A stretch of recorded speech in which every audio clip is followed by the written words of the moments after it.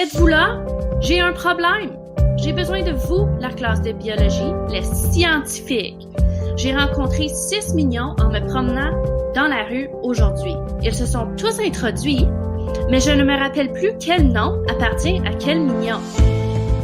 J'ai besoin que vous m'aidiez à classer les mignons à l'aide d'une clé dichotomique afin que je puisse utiliser les caractéristiques pour les identifier. Puisque vous avez déjà choisi une clé dichotomique pour identifier des espèces, nous allons maintenant élaborer une clé dichotomique ensemble pour résoudre mon problème. Vous savez, c'est sérieux! Je ne peux pas imaginer leur déception si j'oublierais leur nom. Aidez-moi! Un peu de sérieux. Comment élaborer une clé dichotomique? Commençons par identifier les critères que les mignons ont en commun. Ils sont tous jaunes, ils portent des lunettes, ils portent tous des gants noirs, ils ont tous 2 bras et 2 jambes, et ils ont des yeux de couleur brun. Maintenant, identifions les critères qui différencient les mignons. Par exemple, le nombre de yeux, la position de leur main, si elle est levée ou non, leur habit, les accessoires et la présence de cheveux.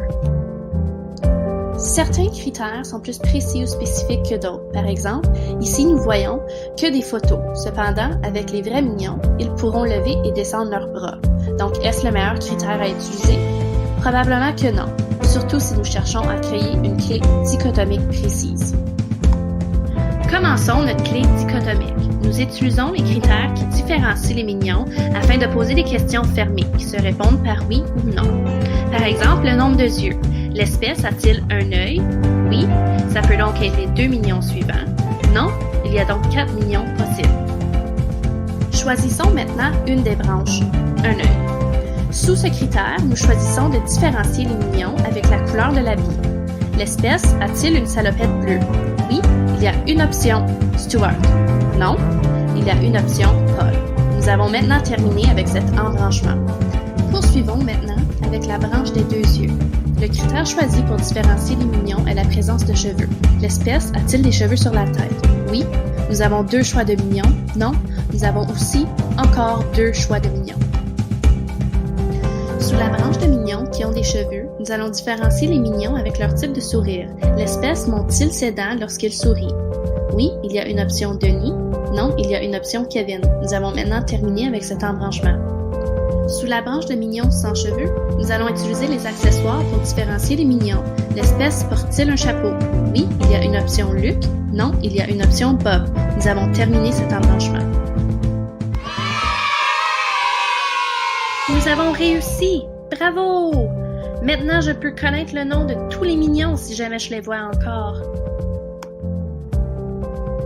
Voici le résultat final attendu de la clé dichotomique. Comme vous pouvez voir, nous avons 6 groupes contenant un seul mignon. Ceci nous indique donc que nous avons terminé notre clé. C'est maintenant à votre tour. Vous êtes en vacances et vous trouvez un crustacé que vous n'avez jamais vu auparavant. Afin de bien l'identifier, vous allez devoir élaborer votre propre clé dichotomique de crustacés. Voici les 12 crustacés à classifier dans votre clé. Pour commencer, vous allez être séparés en équipes de 2 élèves de façon aléatoire. Ensuite, vous devez remplir la fiche de travail. Ici, vous allez identifier les critères ou les caractéristiques communes ainsi que les différences entre chaque crustacé. Nous allons continuer avec la marche à suivre. Donc, en premier, on énumère les crustacés avec des numéros. On peut aussi découper les photos de crustacés au besoin.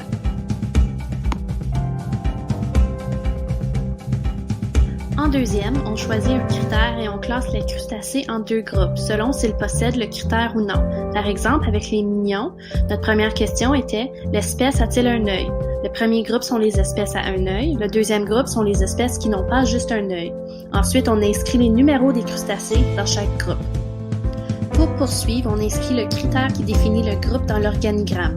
Un gabarit d'organigramme se retrouve sur votre fiche de travail. Ensuite, on choisit un autre critère pour chacun des groupes et on reprend les étapes précédentes. Continue à diviser les groupes jusqu'à ce que tu obtiennes 12 groupes contenant chacun un crustacé. Quelques consignes à ne pas oublier. on doit toujours commencer par une question qui décrit une caractéristique physique de l'organisme. Il est aussi interdit d'utiliser la négation. Par exemple, n'a pas d'antenne serait absence d'antenne. Il faut poser des questions de réponse fermée, donc avec une réponse de oui ou non. Et la question posée doit être la plus spécifique possible.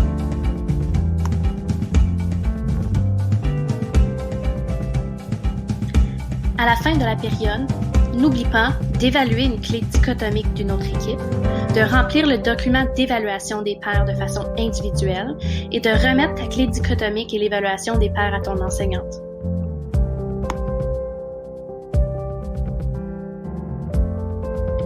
Je vous souhaite un bon succès avec cette tâche.